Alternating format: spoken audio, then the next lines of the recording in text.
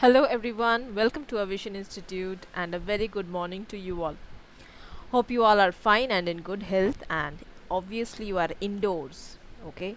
I hope you are not going out in this situation. Um, so, like every day, we are again here with the top 10 vocabs based on the Hindu editorials. And yes, there will be a trick of idioms. So we are going to do three new idioms. So obviously today we are going to do some new idioms that is going to be fun and interesting. Okay. तो आपके लिए idioms जो है ये बहुत ही ज़रूरी है. आप चाहे बैंकिंग की प्रिपरेशन कर रहे हो, एसएससी की प्रिपरेशन कर रहे हो, रेलवेज़ की प्रिपरेशन कर रहे हो, डब्ल्यूबीसीएस की प्रिपरेशन कर रहे हो, यूपीएससी की प्रिपरेशन कर रहे हो, आप कुछ भी कर रहे हो, ईडियम्स एंड फ्रेजेस, वोकैब्स, ये जो है सब कुछ सारे एग्ज़ाम्स के लिए बहुत ज़्यादा इम्पॉर्टेंट है क्योंकि वोकैब्स और ईडियम्स एंड फ्रेजेस के बगैर आप कोई भी कम्पिटिटिव एग्ज़ाम में बैठ नहीं सकोगे. ये जो है ये सारे एग्ज़ाम्स के लिए वाइटल है, सारे एग्ज़ाम्स के लिए इम्पॉर्टेंट है. ओके, तो without any delay let us start our class. तो पहले देख लेते हैं हमारा पॉइंट्स ऑफ डिस्कशन क्या होने वाला है. हमारा पॉइंट्स ऑफ डिस्कशन आज का होने वाला है vocabulary words based on the Hindu editorials. उसके बाद हम लोग उसका वर्ड मीनिंग्स भी जानेंगे. उसके बाद जानेंगे इसके सिनोनिम्स और इंटोनिम्स क्या हो सकते हैं. उसके बाद करेंगे हम लोग एनिमल ईडियम्स एंड फ्रेजेस. तो ऐसे कुछ एनिमल ईडियम्स एंड फ्रेजेस जो कि आपके एग्ज़ाम के पर्सपेक्टिव से बहुत ज़्यादा इम्पॉर्टेंट है, वो सारे एनिमल्स ईडियम्स एंड फ्रेजेस हम लोग करने वाले हैं. ओके, तो देख लेते हैं आज का हमारा पहला वर्ड क्या है. गाइस पहले मैं ये बता दूं कि हर दिन आप नया नया ईडियम्स एटलीस्ट 2-3 ईडियम्स अगर नया नया जानेंगे तो आपको क्या होगा, आपके वोकैबुलरी तो बढ़ेगा ही, आपका स्टॉक ऑफ ईडियम्स भी बढ़ेगा. ईडियम्स जो है ये मग अप करना बिल्कुल पॉसिबल नहीं है. ये आप अगर ईडियम्स एंड फ्रेजेस के बहुत बुक्स जो है मार्केट में अवेलेबल है, लेकिन ईडियम्स एंड फ्रेजेस के आप बुक्स खरीद के अगर आप याद करने जाओगे तो वो याद नहीं होगा. लेकिन अगर आप ऐसे याद रखोगे इसको, जैसे कि इसको डिवाइड कर लो. ओके, डिवाइड कर लो कौन सा एनिमल ईडियम्स है, कौन सा कलर ईडियम्स है, कौन सा वेदर ईडियम्स है, कौन सा स्पोर्ट्स ईडियम्स है. ऐसे अगर आप इसको डिवाइड कर लो, कौन सा बॉडी ईडियम्स है, जो ईडियम्स बॉडी पार्ट्स के बारे में होता है, अगर ऐसे डिवाइड कर लो तो ये क्या होता है, हमारे ध्यान में रह जाता है. इसको हम लोगों को मगअप करने की ज़रूरत नहीं होता है, कि ऐसे याद करके रट्टा मारने की ज़रूरत नहीं पड़ता है. ओके, तो अगर आप ऐसे पढ़ोगे, अगर आप डेली ईडियम्स को इस क्लास को अगर आप डेली फॉलो करोगे तो आप देखोगे आपका ऑटोमेटिकली ये ध्यान में रह रहा है. ओके, तो ऑन द प्रीवियस क्लास हम लोगों ने किया था सम ईडियम्स, जो कि था, मैं एक आपको बताती हूँ, आपको ज़रूर याद होगा. Every cloud has a silver lining. Okay, तो ये आपको ज़रूर याद होगा. Every cloud has a silver lining क्यों याद होगा, क्योंकि जो कैरेक्टरिस्टिक्स था वो मैंने डिफरेंट कैरेक्टरिस्टिक्स में इसको बैठा दिया है. उसके बाद ईडियम, जो ईडियम है उसका मीनिंग मैं आपको बता देती हूँ. उसको सेंटेंस में कैसे बोलेंगे या किस तरीके के सिचुएशन में इस ईडियम का इस्तेमाल कर सकते हैं, उसका भी मैं आपको एग्जाम्पल दे देती हूँ. तो ऐसे क्या होता है, इडियम्स जो है मतलब हमारे ध्यान में रह जाता है, और जो वर्ड जो है उसका यूज़ अगर हमको समझ में आ जाए, उसका यूज़ अगर हम करना सीख जाए, तो फिर ईडियम को ना मगअप करने की ज़रूरत नहीं होती है, मतलब रट्टा मारने की या याद करने की ज़रूरत जो है ख़त्म हो जाती है. और हमारे लिए ये बहुत इजी हो जाता है, क्योंकि वैसे तो एग्ज़ाम के लिए बाकी सब्जेक्ट्स का बर्डन है ही, तो इंग्लिश में ईडियम्स एंड फ्रेजेस का और एक बर्डन ना आए, तो इसीलिए आप 10-15 मिनट इस वीडियो को देखने के लिए निकालिए, रोज़ ज़रूर देखिए. और ईडियम्स एंड फ्रेजेस का रिस्पॉन्सिबिलिटी मैं लेती हूँ, आपका ऑटोमेटिकली ईडियम्स एंड फ्रेजेस और वोकैब्स जो है ध्यान में रह जाएगा. ओके, तो चलिए आज का सेशन स्टार्ट करते हैं। पहला वर्ड हमारा क्या है? हमारा पहला वोकैब है कोरोबोरेट। कोरोबोरेट जो है ये खुद एक वर्ब है जिसका मीनिंग है परिपुष्ट करना। ओके, परिपुष्ट करना, in English you can say give evidence for और बैकअप विथ एविडेंस। ओके, ये सारे हो गए इसके मीनिंग्स। अब इसके सिनोनिम्स मतलब सिमिलर वर्ड्स इसके हो सकते हैं validate, support, confirm, verify, endorse. ये सारे हो सकते हैं इसके सिनोनिम्स। इसके ऑपोजिट वर्ड्स कैसे हो सकते हैं? रिजेक्ट, डिसअप्रूव या फिर कॉन्ट्राडिक्ट। तो इसको सेंटेंस में कैसे बोल सकते हैं या लिख सकते हैं, देख लेते हैं। कोरोबोरेट को हम लोग लिख सकते हैं everyone hastened to corroborate this verdict with some piece of evidence. Okay, तो सब कोई hasten to corroborate this verdict with some piece of evidence, मतलब ये जो वर्डिक्ट आया है तो सब कोई हेस्टन कर रहे थे कि ये इस वर्डिक्ट को मतलब इस जजमेंट को with some piece of evidence के साथ कंफर्म करना या फिर सपोर्ट करना या फिर वेरीफाई करना। ओके, नंबर 2 है हमारा सेकेंड वर्ड है आज का। हमारा सेकेंड वर्ड है एफिमेरल। एफिमेरल जो है ये खुद एक एडजेक्टिव है जिसका मीनिंग है अस्थाई। ओके, या फिर लास्टिंग फॉर शॉर्ट टाइम। अस्थाई या फिर लास्टिंग फॉर शॉर्ट टाइम। इसके सिनोनिम्स जो हो सकते हैं वो है टेम्पोरेरी, शॉर्ट लिव्ड या फिर ट्रांसिएंट। ओके, इसके एंटोनिम्स हो सकते हैं long lived, enduring, everlasting, eternal, perpetual. ये सारे हो सकते हैं एफिमेरल के एंटोनिम्स यानी कि ऑपोजिट वर्ड्स। तो इसको सेंटेंस में कैसे यूज़ कर सकते हैं? सेंटेंस में इसको ऐसे बोल सकते हैं time is ephemeral so don't waste it. Time जो है बहुत ही शॉर्ट लिव्ड है, मतलब टाइम जो है वो चला जाता है, वो रुकता नहीं है। Time is temporary, so we can say time is ephemeral so don't waste it. इसीलिए टाइम को वेस्ट ना करें। चलिए हमारा पहला आज का ईडियम क्या है देख लेते हैं। तो मैंने कहा था कि आज हम लोग एनिमल ईडियम्स करने वाले हैं, राइट? आज हम लोग एनिमल ईडियम्स करने वाले हैं। तो पहले भी मैं एनिमल ईडियम्स कुछ हम लोगों ने किया है, लेकिन आज का week the whole week we will be doing animal idioms. Okay, तो ज़रूर ध्यान रखें आज का वीक अगर आप फॉलो करोगे you will get 7 days 7 into 3 21 videos. Okay, you will get 21 idioms and phrases जो कि एनिमल्स idioms एंड phrases होने वाला है। Okay, alright. So what is the meaning of beat a dead horse? तो क्या है बीट अ डेड हॉर्स? तो क्या है हमारा आज का पहला ईडियम? हमारा आज का पहला ईडियम है बीट अ डेड हॉर्स। तो एक्चुअली तो मीनिंग अगर हम हिंदी में समझना चाहे तो क्या है, एक जो हॉर्स मतलब घोड़ा मर गया है उसको मार रहे हैं। No, it's not like that. तो एक्चुअल इसका इनर मीनिंग क्या है? Dwell on a topic beyond resolution. तो ऐसे एक टॉपिक के बारे में बात किया जा रहा है या ऐसे एक टॉपिक को पकड़ा गया है जो कि बियॉन्ड रिजोल्यूशन है। ओके, मतलब जिसका कोई मतलब नहीं है, जिसका कोई रिजल्ट नहीं निकलेगा, कुछ भी इस टॉपिक के पीछे पड़े रहने से कुछ नहीं होने वाला। Okay, so that is the meaning of beat a dead horse.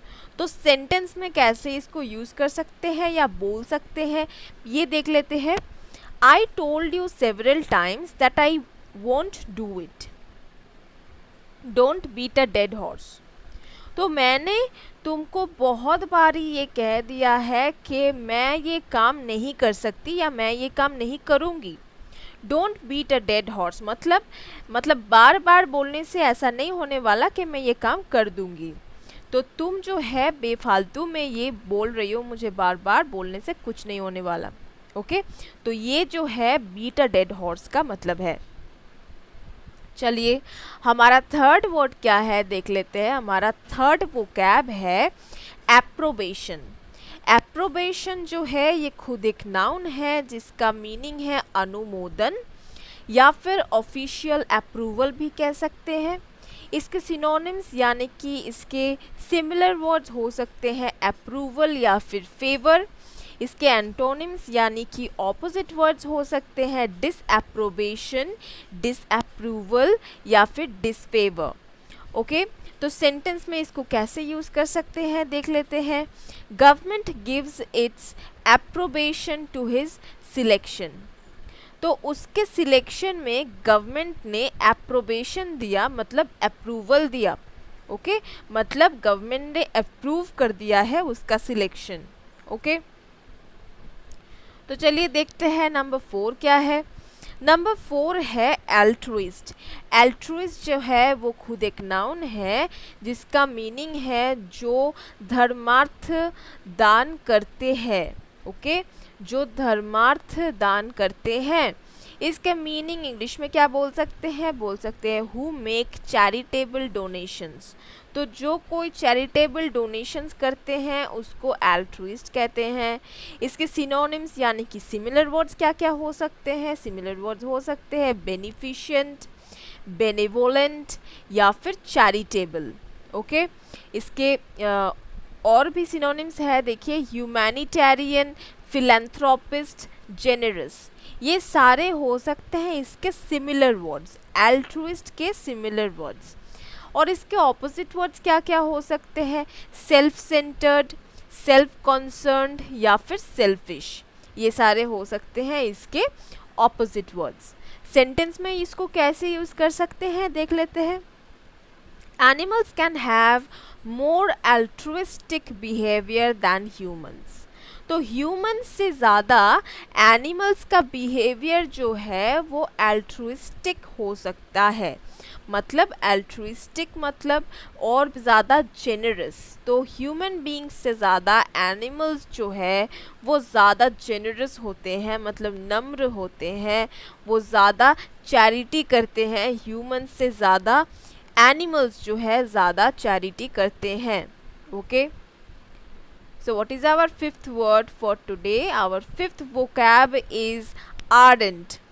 ardent जो है ये खुद एक एडजेक्टिव है जिसका मीनिंग है उत्साही।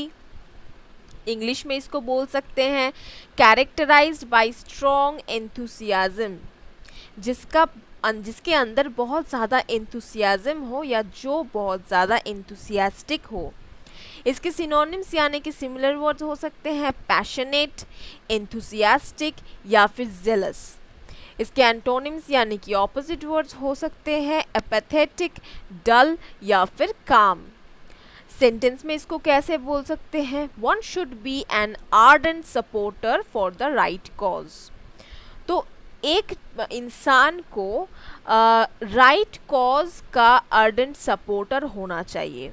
एक इंसान को राइट कॉज मतलब सत्य का, जिसको उस राइट कॉज का आर्डेंट सपोर्टर होना चाहिए, मतलब एंथुसियास्टिक सपोर्ट करना चाहिए। कोई राइट कॉज को, कोई गलत काम को सपोर्ट नहीं करना चाहिए। राइट कॉज का आर्डेंट सपोर्टर बनना चाहिए हर एक इंसान को। तो चलिए हमारा सेकंड आज का ईडियम क्या है। तो क्या पहले ही हम लोग देख चुके हैं कि ये एक एनिमल ईडियम है, beast of burden. Beast of burden इसका मीनिंग क्या है, बीस्ट ऑफ बर्डन का मीनिंग है समवन कैरीज अदर्स प्रॉब्लम्स। तो कोई इंसान जो कि किसी और का प्रॉब्लम कैरी करता है उसको बोलते हैं बीस्ट ऑफ बर्डन। सेंटेंस में इस ईडियम को कैसे लिख सकते हैं या बोल सकते हैं या यूज़ कर सकते हैं देख लेते हैं। I will never be your beast of burden. You have got to deal with your own problems. तो मैं कभी तुम्हारा बीस्ट ऑफ बर्डन नहीं बनने वाली हूँ। तुमको अपने प्रॉब्लम्स के साथ खुद ही डील करना पड़ेगा। तो मैं तुम्हारे बीस्ट ऑफ बर्डन नहीं बनने वाली हूँ, मतलब क्या, तुम्हारे प्रॉब्लम्स को मैं अपने कंधे में नहीं लेने वाली, मैं अपने दिमाग में बोझा बढ़ाने नहीं वाली। तुम्हारे बर्डन्स को मैं अपने दिमाग में घुसा के फिर मैं चिंता करने लगूँ। So I am not going to take your burden. Okay, you will have to deal with your own problems. तो तुमको अपने प्रॉब्लम्स के साथ खुद ही डील करना पड़ेगा। मैं तुम्हारे बर्डन्स को या तुम्हारे प्रॉब्लम्स को मैं अपने सर नहीं लेने वाली। ओके, नंबर 6 क्या है हमारा आज का 6th वोकैब है क्वैगमायर। क्वैगमायर जो है ये खुद एक नाउन है जिसका मीनिंग है नाजुक हालत। ओके, इसके मीनिंग्स हो सकते हैं इंग्लिश में अ डिफ़िकल्ट और embarrassing situation from which there is no easy escape. तो कोई ऐसा डिफ़िकल्ट या फिर एम्बैरेसिंग सिचुएशन जिसमें से इजीली एस्केप नहीं कर सकते या जिसमें से इजीली निकल के नहीं आ सकते या भाग नहीं सकते। ओके, इसके सिनोनिम्स यानी कि सिमिलर वर्ड्स हो सकते हैं बाइंड, डायलेमा, इम्पास, जैम या फिर प्रेडिकामेंट। इसके एंटोनिम्स यानी कि ऑपोजिट वर्ड्स हो सकते हैं advantage, solution, containment. Okay, sentence में इसको क्वैगमायर को कैसे यूज कर सकते हैं? He is caught in a Quagmire of डेब्ट। सो he is caught in a Quagmire of डेब्ट। तो बहुत ज़्यादा रीन मतलब पैसा हम लोग लेते हैं किसी से, वी टेक डेब्ट फ्रॉम डेब्ट ऑफ मनी वॉट एवर। तो किसी से ऋण लेना, किसी से पैसा उधार लेना, तो दिस इज कॉल्ड डेब्ट। So it can be in terms of anything, mean money और डेब्ट can be anything in terms of money, in terms of property. तो वो एक क्वैगमायर ऑफ डेब्ट में के अंदर फंसा हुआ है। क्वैगमायर ऑफ डेब्ट, क्वैगमायर का मतलब क्या है? ऐसा एक डेथ जिसमें से निकल के आना मुश्किल है, इतना इजीली निकल के नहीं आ सकते। चलिए हमारा नेक्स्ट वर्ड क्या है देख लेते हैं। तो नंबर 7 जो वोकैब है वो है subtler. See the pronunciation SUBTLER, it should be subtler not subtler. Okay, B जो है यहाँ पे साइलेंट रहेगा। B should be silent in this pronunciation of the word subtler. Okay, subtler is itself an adjective जिसका meaning है जटिल। इसको English में कैसे बोल सकते हैं? Clever at attaining one's and by indirect and often deceptive means. Okay, इसके सिनोनिम्स क्या हो सकते हैं? आर्टफुल, कनिंग, डेवियस या फिर श्रूड। इसके एंटोनिम्स यानी कि ऑपोजिट वर्ड्स हो सकते हैं आर्टलेस, गीललेस, इंजेनस या फिर इनोसेंट। सो यूज कैसे कर सकते हैं सटलर को देख लेते हैं। There have been many subtler, more original and more systematic thinkers about the conditions of the social union। तो सोशल यूनियन के कंडीशन के बारे में सोचने के लिए there have been many subtler, more original and more systematic thinkers. तो बहुत ओरिजिनल भी थे, बहुत सिस्टमैटिक थिंकर्स भी थे। Have been many subtler, okay, किस बारे में सोचने के लिए? About the conditions of the social union. तो चलिए हमारा नेक्स्ट वर्ड क्या है देख लेते हैं। नंबर 8 वोकैब जो है वो है प्रॉफर। प्रॉफर जो है ये खुद एक वर्ब है जिसका मीनिंग है निवेदन करना। Okay, so we can also say in English to put before another for acceptance. तो मैं किसी के पास गई एक्सेप्टेंस के लिए या फिर परमिशन के लिए, to accept my work, that is called proffer. Okay, इसके सिनोनिम्स यानी कि सिमिलर वर्ड्स हो सकते हैं extend, offer, tender, propose, submit, ये सारे हो सकते हैं सिमिलर वर्ड्स। एंटोनिम्स यानी कि ऑपोजिट वर्ड्स हो सकते हैं decline, deny, disapprove, reject. Sentence में इसको कैसे यूज कर सकते हैं देख लेते हैं। It is the ultimate manifestation of market place of ideas. The more people who proffer their ideas to the world, the better the outcome will be for us all। तो क्या है? It is the ultimate manifestation of the marketplace of ideas. तो ideas का market place जो है ये ultimate manifestation है। Okay, तो the more people who proffer their ideas, तो ज़्यादातर लोग जो अपने आइडियाज़ को प्रोफर करते हैं, मतलब अपने आइडियाज़ को रखते हैं पूरे वर्ल्ड के सामने एक्सेप्टेंस के लिए, कैसे पब्लिक इसको एक्सेप्ट कर रही है, the better the outcome will be for us all. तो जितना ज़्यादा लोग अपने आइडियाज़ को वर्ल्ड के सामने रखेंगे उतना ज़्यादा आउटकम जो है हमारे लिए अच्छा होने वाला है। चलिए नंबर 9 क्या है देख लेते हैं। नाइन्थ वर्ड क्या है हमारा आज का? वोकैब नंबर 9 है hoary. Okay, it's not hoary, it should be pronounce like hoary. Hoary is an adjective जिसका मीनिंग हो सकता है डेटिंग और surviving from the distant place, distant past. Okay, इसकी सिनोनिम्स जो है सिमिलर वर्ड्स हो सकते हैं एज ओल्ड या फिर एंशियंट या फिर एंटेडिल्यूवियन या फिर डेटलेस या फिर होर या फिर इमेमोरियल। इसके एंटोनिम्स यानी कि ऑपोजिट वर्ड्स हो सकते हैं मॉडर्न, न्यू, रीसेंट। तो होरी को सेंटेंस में कैसे यूज कर सकते हैं? The hoary house was built in the 18th century and is now part of a museum. तो ये जो होरी हाउस है मतलब ये एज ओल्ड हाउस है, बहुत ही पुराना हाउस है। ये बनाया गया था 18th सेंचुरी में, जो कि अभी म्यूजियम का एक पार्ट है। ओके, तो चलिए हमारा नेक्स्ट वोकैब आज का लास्ट हमारा ईडियम क्या है देख लेते हैं। हमारा आज का थर्ड एंड लास्ट ईडियम जो है एनिमल ईडियम है। क्या है? Bark up the wrong tree. Bark up the wrong tree का मीनिंग क्या है? Bark up the wrong tree का मीनिंग क्या है? रॉन्ग ट्री, गलत कोई पौधा। बार्क अप का मीनिंग क्या है? बार्क जो है वो डॉग का आवाज़ है, I am barking up. Okay, तो bark up the wrong tree दोनों को मिलाएंगे तो क्या इसका मीनिंग होगा?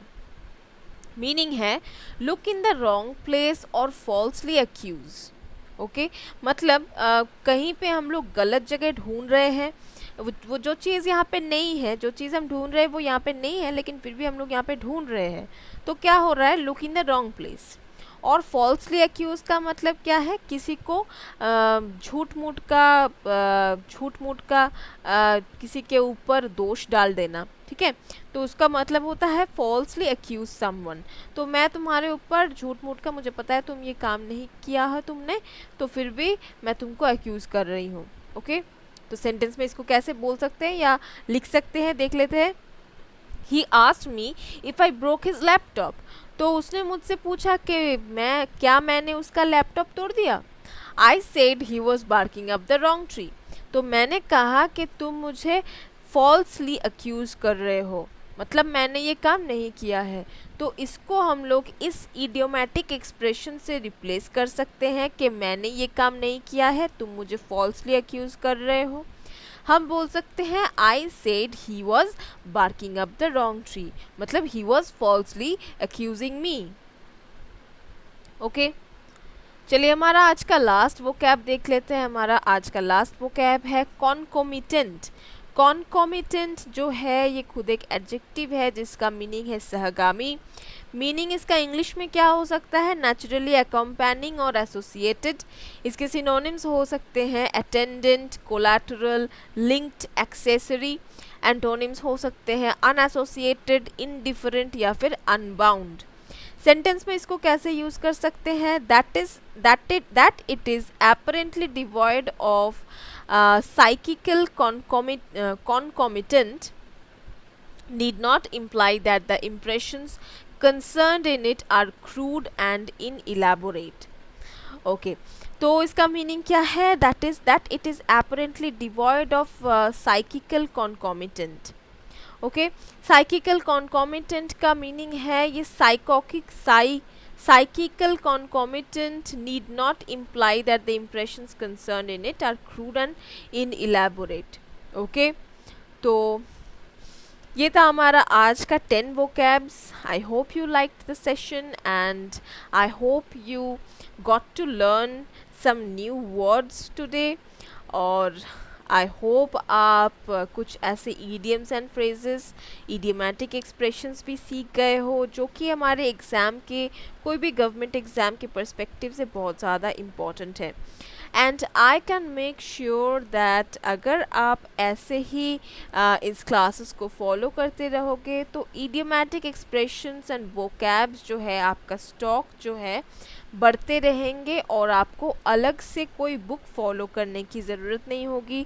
अलग से कोई इडियोमैटिक एक्सप्रेशन या वोकैबुलरी को मगअप करने की ज़रूरत नहीं होगी। Okay guys, thanks for watching, thank you.